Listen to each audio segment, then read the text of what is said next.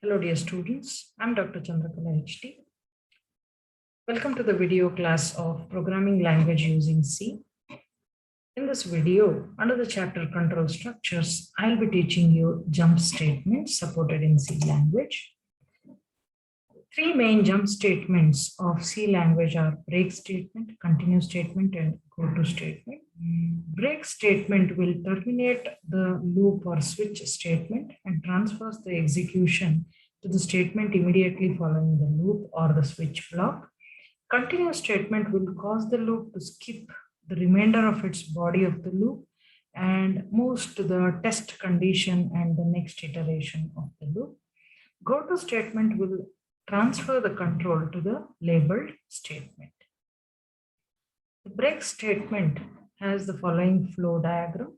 So conditional code will be executed and the condition will be checked. If the condition is true, the block of the conditional code executes again. So this cycle continues, and in between, whenever a break statement is encountered, though all the iterations of the loop are not yet completed, the loop will be terminated in between and the control will move to the next statement after the loop.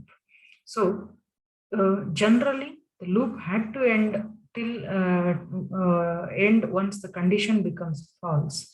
But if a break is encountered within the body of the loop, even before the condition becomes false, the loop will be terminated. And in the same way, even in a switch statement, a break statement encountered within any of the case will terminate the switch execution and it will skip all other case executions and come out of the switch block. So let's have a demonstration of a break statement inside while loop.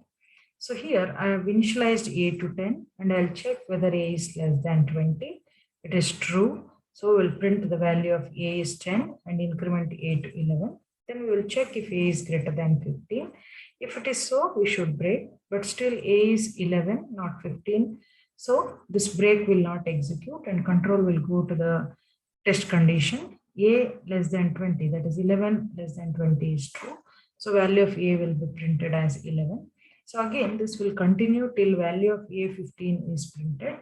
So after a value of A15 is printed, A becomes 16 with this A++. So A greater than 15 becomes true and this break executes. With the execution of break, we come out of the loop to this return statement, which is the last statement of the program. So before the condition became false, we terminated the loop because the break executed. Next, we have the continue statement.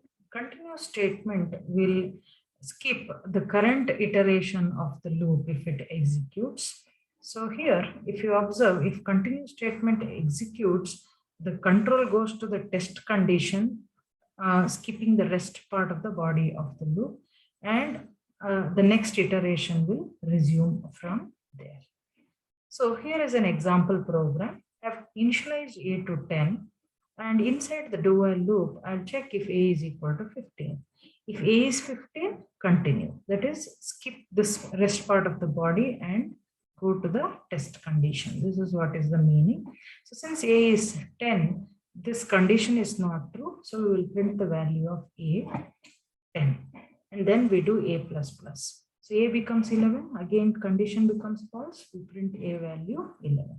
So this will continue till A is equal to 14. So once A value becomes 15, we skip that particular iteration. This printing part will be skipped and we go to the next iteration of the loop. So this value of A15 shouldn't have been there in this particular output. So apart from 15, all other values will be printed.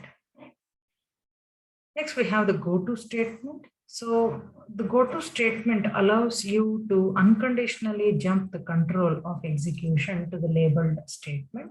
This is the syntax for go-to statement. Go to followed by label. Label is any user-defined identifier name.